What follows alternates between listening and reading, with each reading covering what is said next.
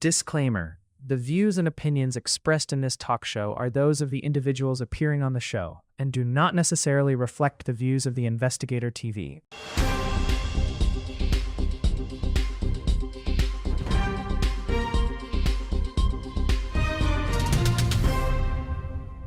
Welcome to the special breaking edition Air Investigator TV Cabinet List 2026-2031.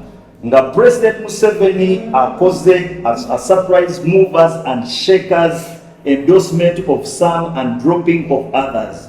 Recently, waliwo yaleta ekigambo cha S3NILES. I don't know if this is all about S3NILES being dropped and others coming in. Like, share, subscribe, and welcome to the show. Cabinet List 2026-2031. I am joined by briefly Charles Gaza, the editor-in-chief, the investigator.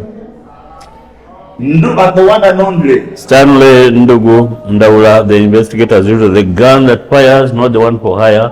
Thanks for kona mwewalo kola mwewalo kuchapa mwewalo kupaka mwewalo kuiriba mwewalo kola byonna jako andese kati ndigwa mbadde maze n'okutuuka wakana ngamba lingi komawo kati komaoma netuyingira bagamba obwazo bwera kuno nange Japo David wa look at 24/7 like an AK-47 time tells tales. Mu background ojakulira mu a little bit of noise, but yes, you know that Yaya is a business hub era abantu babeera bakola ebintu byabwe essaawa zino. Nevertheless, we are still going into the nitty-gritty of the cabinet list era katutandike.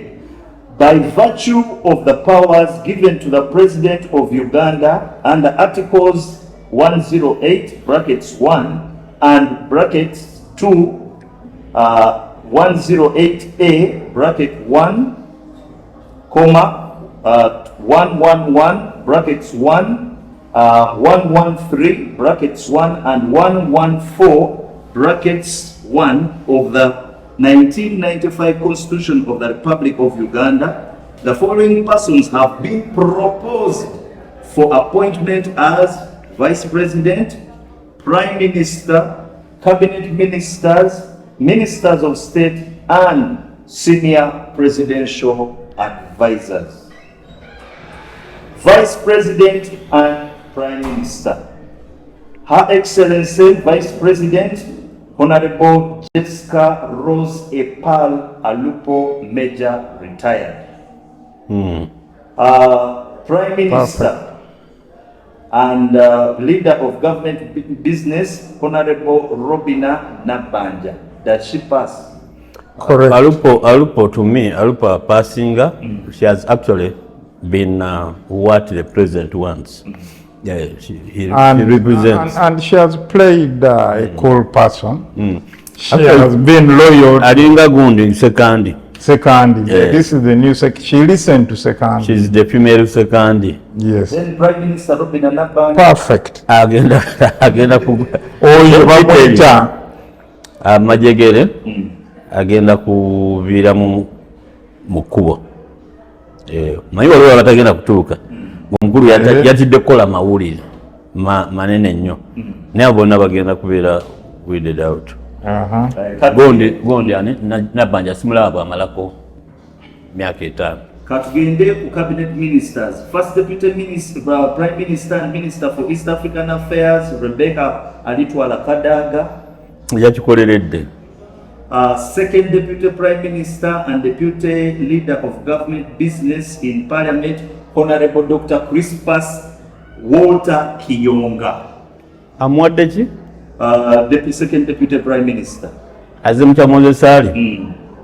Yeah, for me passes. He's a historical and is coming back as an elected MP.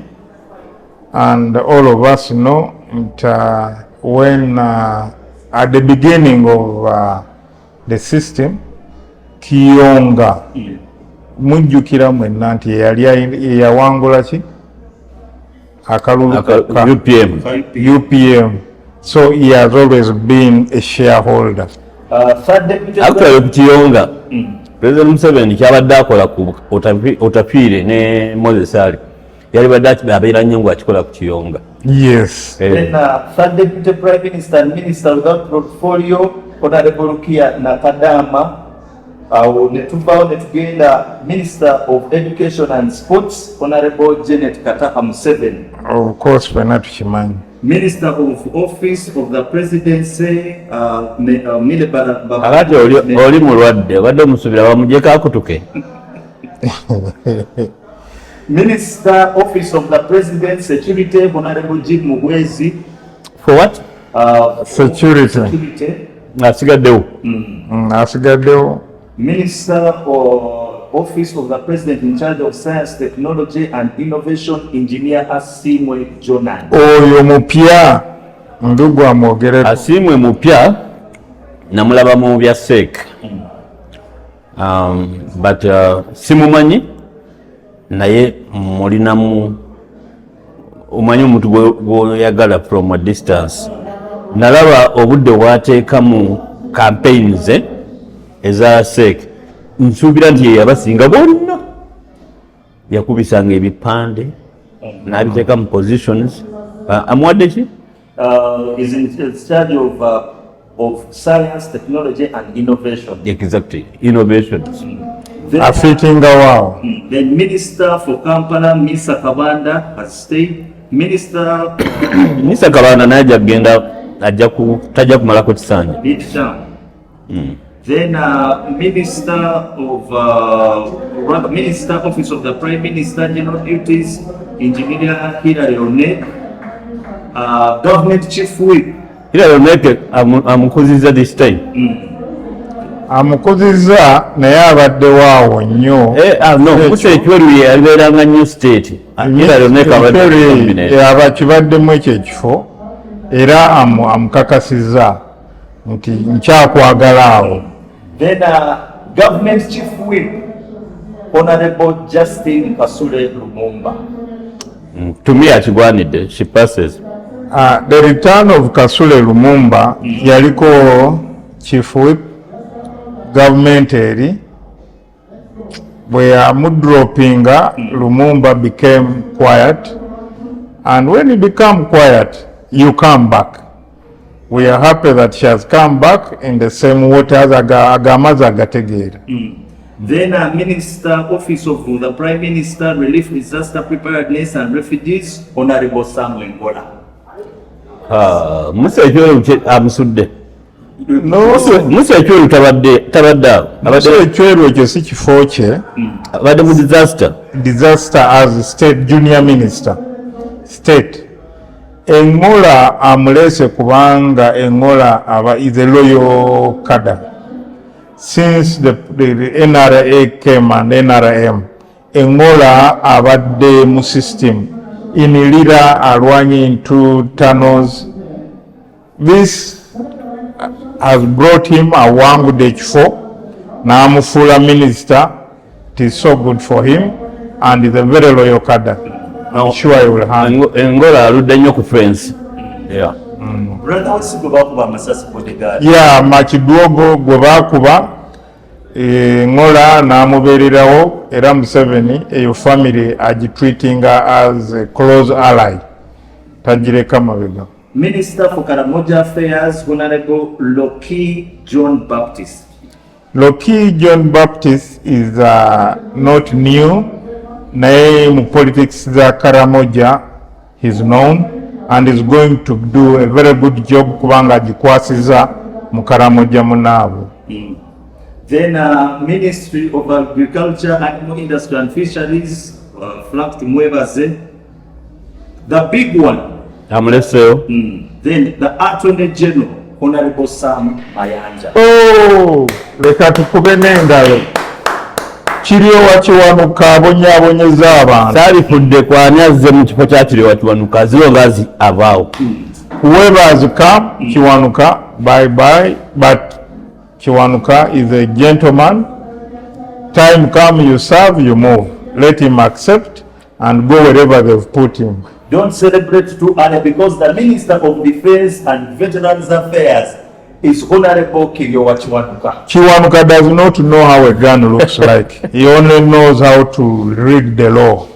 If they've taken you where you don't read the law, then you know what happens. Nekirala bwana jako. Wega mumanyi. Museveni nabagambe cabinet eno jo nabagambe genda kubeeramu abantu ba mirundi esatu. Muhoozi, Genosale, ne Muzeeyi, ne Mbabazi.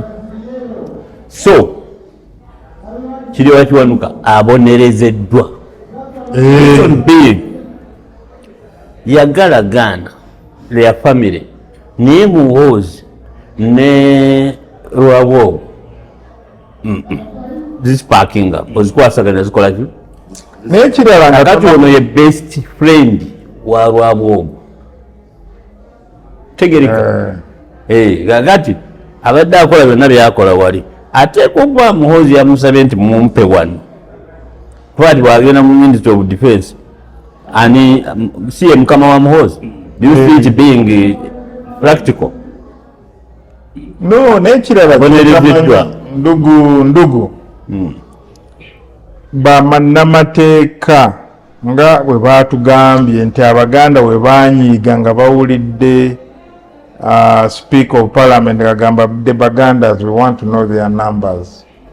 Bannamateeka babadde bakyaye Kiwanuka. Kiwanuka yeddiza buli kimu. So the law fraternity ya Uganda negamba kiki omusajja atutabudde buli we tukwata ssebo. Ate the Law Society ya Uganda ne omubamanyi Museveni muntu wa mateeka nnyo abawuliriza balina kubanga bamugambye omusajja ono mutukwatireko. Ekyokubiri kwera ku Kiryowa Kiwanuka eyo ministry nagyogeddeko mu show ndowooza eriko kati ebaddeko oba nga eyokubiri tekisuka shows bbiri naye ministry eyo terina makulu ku civilian. Kiyonga yagibeeramu bagiteekamu ba civilians bali bamulanzaga kisempijja their defense. Did you see him performing against nothing? You cannot perform because the CDF is the supreme leader. What defense? Kakati amuleeta naye nga CDF yakulira ya commander in chief of the armed forces. Kirungi okyogeddeko njagala mwami ono kubanga katuli mu breaking news ne subsequent shows affe tulina okuteesa ku kintu kya minisita kya defense nti omusajja gwe baleese the guy they brought Kiryowa Kiwanuka is nothing, does not know defense. Is he going to lecture agenda n'abaana ogenda Somalia CDF tajja bamujje mu kintu ky'amaanyi tajja kujja lecturing tayagadde musuula olw'okamire nga bw'omanyi President Museveni ye muntu addiza abeera yamaleeta naye kati agambye kamuteeke wansi wani watajja kwogera byatamanyi. Then Minister of Energy and Mineral Development Dr. Monica Musenero. Minister of Finance, Planning and Economic Development Honorable Henry Musasizi. Ndugu amwogereko zasobola. Sasa ayisizaawo ebintu bingi. Actually mugundi mu cabinet mu parliament abadde akiikirira nnyo ministry eyo.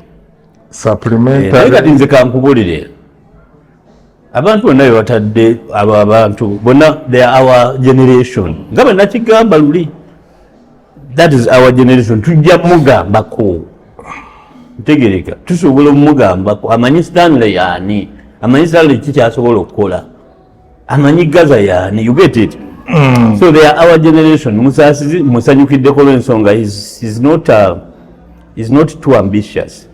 Abadde akola bamusindisa genda okole kino ate nakikola perfectly naye kyenja omumusaba kyenja okusaba Musasizi obubbi bwa Bank of Uganda ne Ministry of Finance that syndicate tugituuddeko obutuuzi wano olw'ebintu ebibaddewo naye amaking sure nti ebimutwaliramu kuba abadde so active muguuni mu regimu ewedde. Minister of Foreign Affairs Ambassador Adonia Ayebari. Oyo tulina omuteeka walala. is a fellow journalist. Is a journalist, is tested, and is capable. He's a diplomat. Minister of Gender, Labour and Social Development, Honorable Lieutenant General Henry Mkonde Kakuruku. We are Mwadewi. Minister of Health, Dr. Chris Baryomunsi. Dr. Chris Baryomunsi emabegaawo yali controversial we yajja n'ayogera ebigambo ebya Nebanda. Ebya General Muhoozi. Abantu ne bagamba ono bamugobye. Leero negamba agenda naye bannange bamuwadde walina okubeera final. They reconciled n'ekirala. Dr. Baryomunsi, much as he's a politician, he's still active mu field ye. Kitegeera. Njagala nnyo kyobula nti guno omugundi cabinet eno nga bwe twagamba erimu omukono gwa Muhoozi nakibagamba wano. Muhoozi tasobola kuwa engineer n'amuwa biki n'amuwa simanyi bigenda era kyoba olaba leero baleese minisita. Then the Minister of Information, Communication, Technology and National Guidance, Honorable Dr. Jane Ruth Acheng Ochero. Abadde Minister of Health. ali mu kifo kikyamu olw'okuba tagenda kumalako. Obuzibu bwa Ruth intelligence emunoonyerezaako be baba badde bakadda baani amanya yamuyisaawo okyogedde. Then bwetuvaawo Acheng tagenda kumalako kisaanyi. Minister of Internal Affairs, Professor Ephraim Kamuntu. Internal Affairs. Minister of Internal Affairs. Kamuntu is a senior citizen. We are shocked, finally shocked. Naye him having served, perhaps he can. I don't know what Ndugu will say. Naye it is a shock. Nti internal affairs ebintu by'omunsi ate Ndugu abibaddemu nnyo. Internal affairs is a very big ministry. Replacing the kind of Tafiire. So Kamuntu by experience is okay in that position.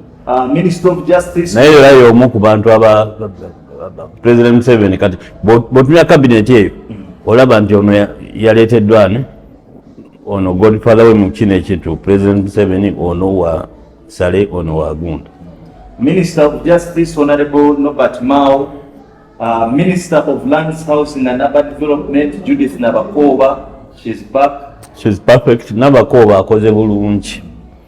Nabakoba akoze bulungi. Yakinsanyudde nnyo okuba nti no ntibawukanye ne Mayanja without that crash.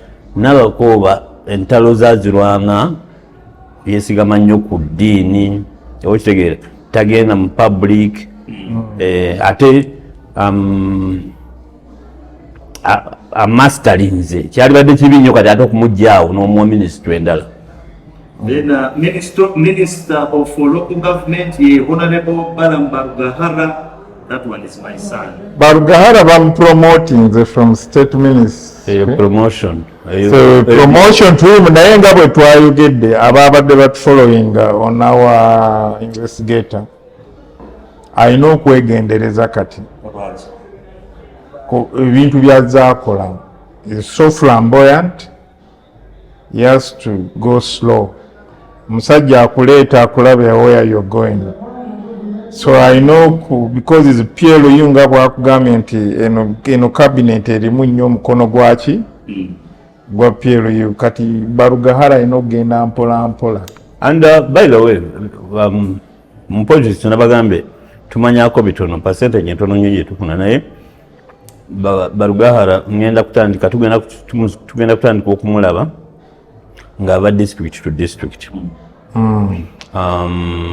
Kuba General Muhoozi ali nnyo e Kampala ne mu Elites. Okitegeera ogenda mulaba nga akyala nnyo mu guuni mu districts okuba nti aconnectinga grassroots neki ne PLU leader, White Supreme leader. So ekifo ekyo bakimuwadde strategically to do what? To Connect. vibrantly bring the local governments. Tutuugire ku bakansalazi eri ewaffe Kokyera Kayiruddawa Masindi Luddawa ekitegeera okuba nti no nti baconnectinga bulungi ne General Muhoozi ne PLU. Then Minister of Public Service General Katumba Wamala. Public service, yeah. From works. It is okay. Minister for Tourism, Wildlife and Antiquities, the Chuse, Honorable Tumbu Time. Then the surprise, another one, Minister of Trade, Industry and Cooperatives, Honorable Sanjay Tana. He's a perfect candidate for that, to me. Then for me, I only say congratulations to Tana. Tana has been a loyal cadre to the government. He's been in NRM. He was an MP. When he lost the MPship, he stayed pushing NRM agenda. His son is an MP. Name government says your son is an MP. Katukwebwa minister. Sanjay Tana is perfect. I tell you that bamutadde mu trade. Trade naye genda kutandika okubeera gondi vibrant. But again, that is Muhoozi choice. Now these are two from Tororo, two Madam Sanjay and the Speaker Kakati. Sanjay deserves it. Then Minister of Water and Environment, Major General Kahinda Otafire. Otaddayo na buzzi. Kahinda Otafire alina endagaano ne President Museveni. Tontabaala nga okola lisapoozo. Nange kankole ebyange.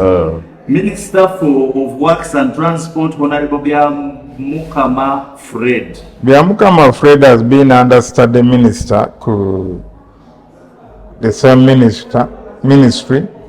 He has just been promoted. He's a humble man from, I think, Kakumiro there. I think he has been there as a junior minister. See, assigning enaku ezo etteeka. Is it a trade bond? Trade order? Is it a tax enkadde? Tax enkadde. Yeah. So kakati is coming to implement it and move perfectly. Then other ministers and ministers of state together speed office of the president, that is economic monitoring. Cabinet weddeyo. Honorable Alum Sandra Santa. Then Minister Office of the President's Ethics and Integrity, Honorable Akelo Rose. Office of the Vice President, State Minister of the Vice President, Honorable Mutasingwa Diana Nampunda. Then Office of the Prime Minister, Disaster and Preparedness, Honorable Liliana Barr. Prime Minister's Office for Northern Uganda is Honorable Beatrice Akelo. Then for Karamoja, Ayakun Esther Dakinya has stayed. Luweru Triangle, Alice Kaboyo Achariyo. Then Bunyoro Affairs, Honorable Grace Mary Mugasa.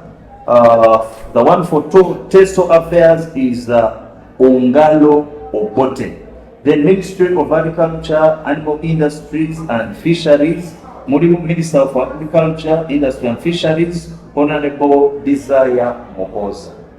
For me, I think the biggest story is the ministers of state. Tulina okutunulira kuba good day.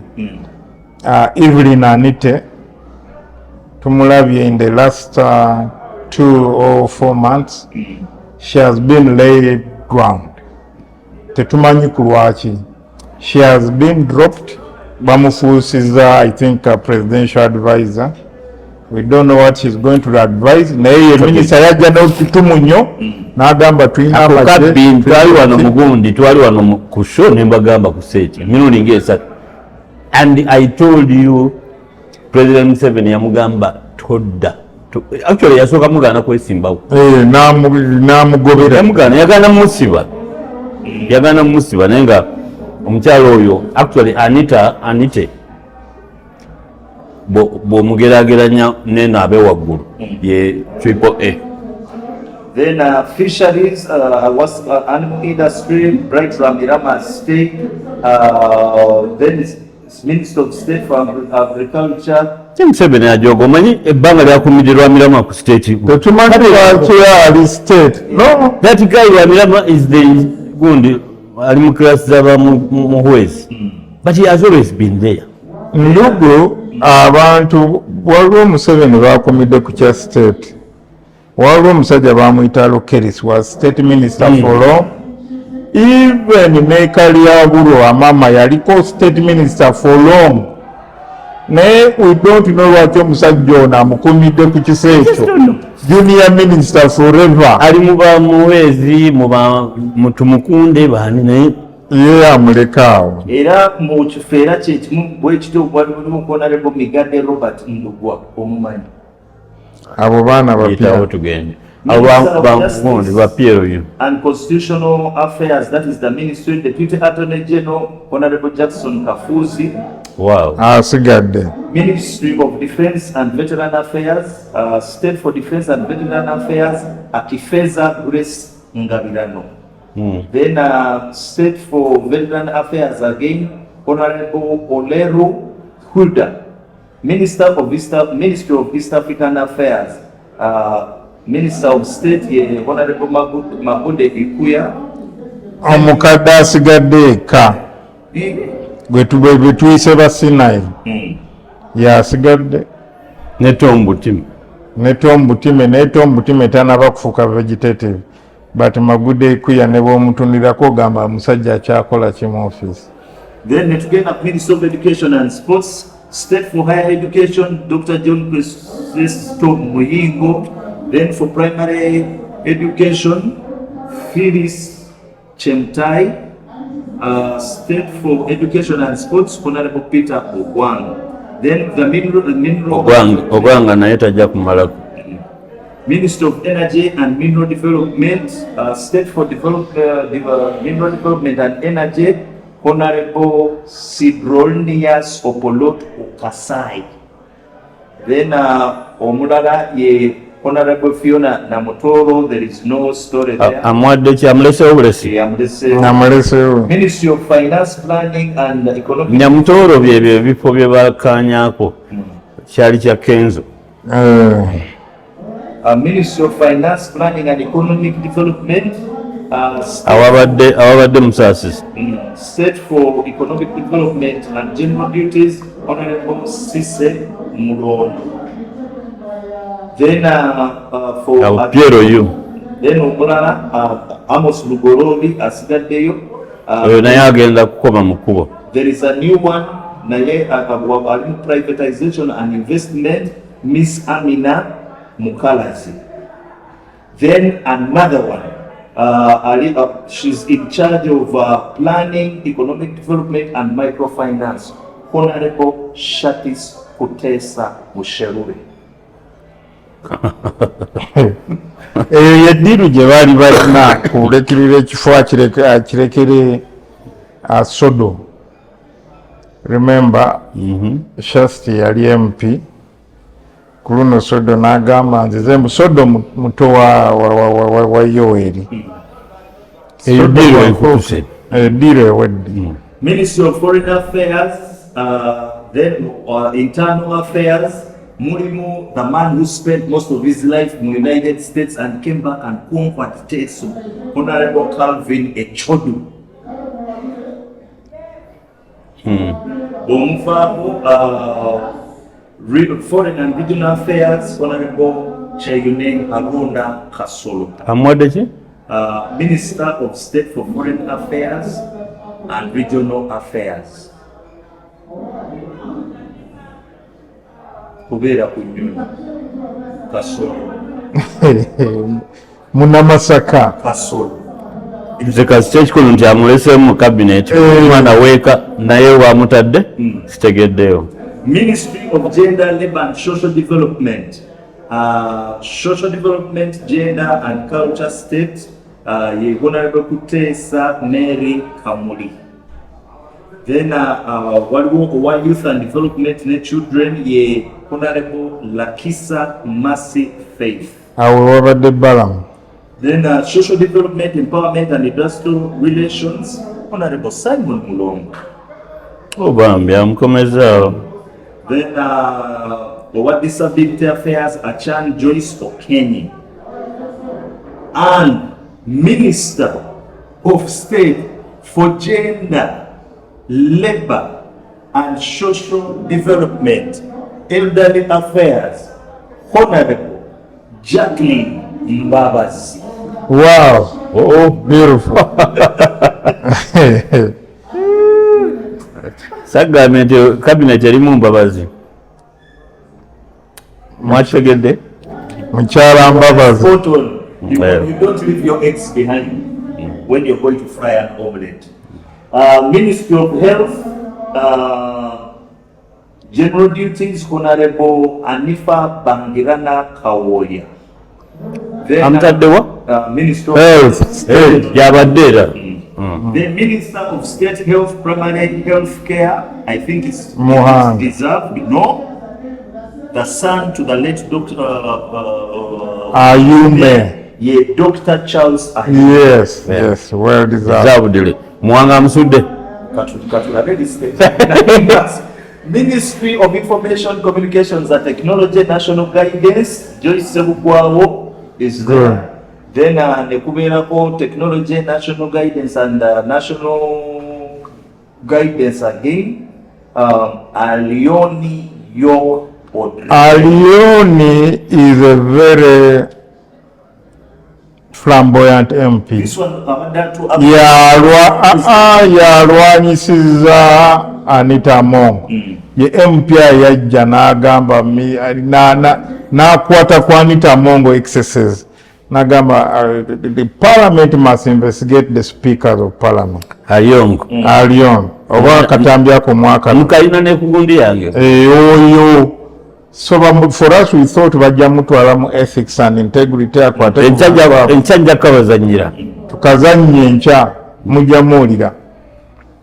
Ministry of Internal Affairs, Minister of State for Internal Affairs, Dr. Lawrence Muganga. Wow. Nemumanyi sinawulira muhoozi waali. Oyo gundi Muganga. Yabadde ku defense. Muganga kati yalibadde mu kyakasolo.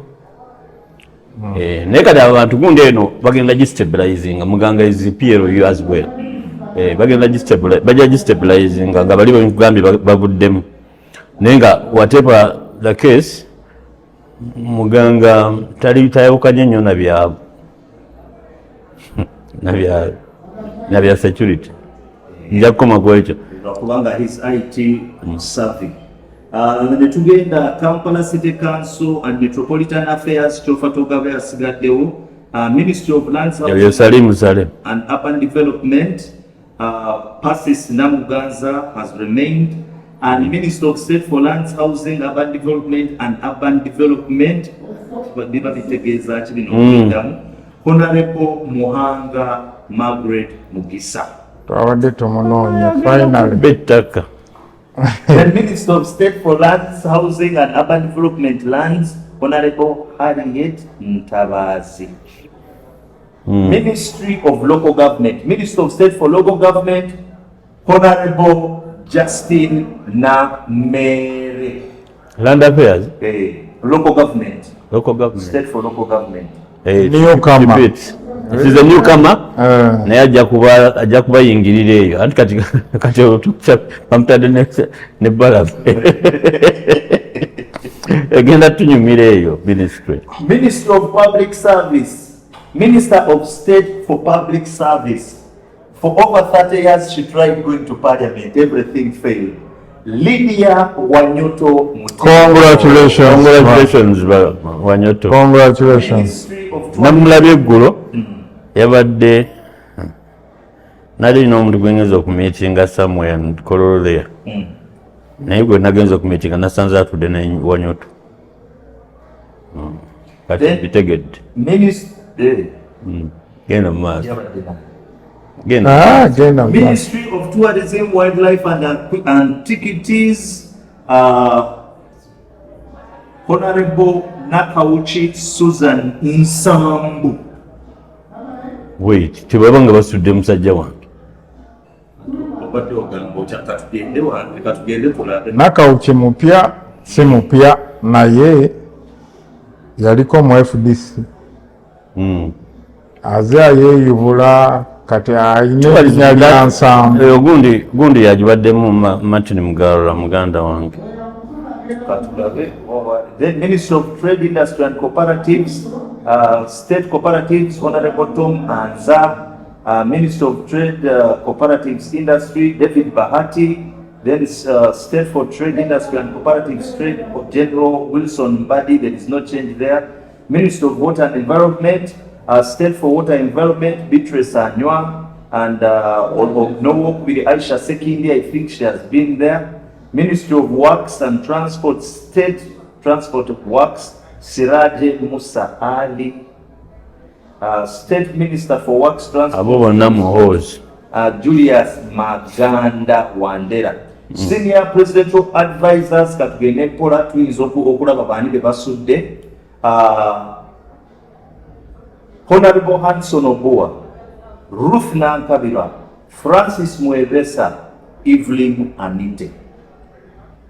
No surprise. Dr. Kenneth Omona has been transferred to the diplomatic service as ambassador at a station to be communicated later. Gentlemen, our investigator, after President Museveni'S asudde muganda wange oyo.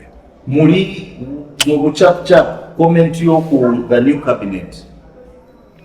Cabinet sigirabamu nze buzibu nga bwe twakisuubira bwe kibadde.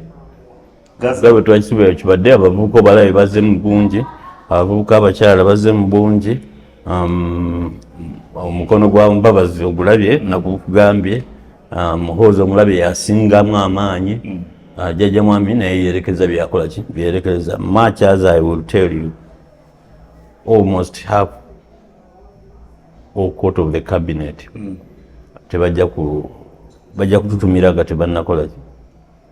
Waliwo abantu abagenda kati ne musazizi bambi naye nzikiriza sina buzibu naye ekifo ajja kisobola naye ayinza obutamala kubanga kino ekisanja akuna kiri kyali akuna muchezo kino no sleep badde ntunuulira gundi ng'alayira speaker naye kenyini yakuliriza nnyo ekintu kyaki kyenguzi tegerekeka ekyo nze njiwa Muhoozi yakigezezzaako so tugenda kulaba nga baminisita baggwera ku CID neruzira. Kyesagala twerabire nti we've come ng'abantu batugamba especially for aba West Nile nti Mr. Museveni yalemezaawo Moses Sali. So Moses Sali bw'omuyisaawo n'afuuka MP mu parliament gye boogerera. So if Moses Ali tasobola kwogera mu parliament n'otamufuula minister kati ani afuulinga ani? Because bamulese mu baadvisor taliiko, kitegeeza asigadde nga member of parliament for Adjumani nti alina okugenda mu parliament akiikirire abantu ba Adjumani ateese. Tate Moses Ali gy'alimu ffenna tugiraba titasobola kwogera.